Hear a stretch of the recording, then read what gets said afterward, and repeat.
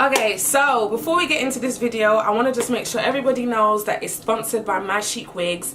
They send me little gift packages each month. I like them, I open them up and I get so excited.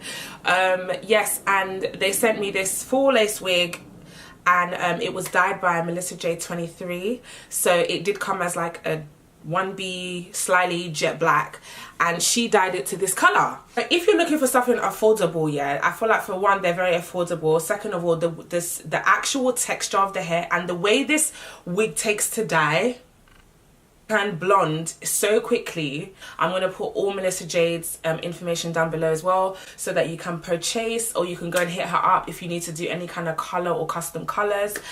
But yeah, let me know if you liked this. Let me know if you like this color or the other one. This was cute.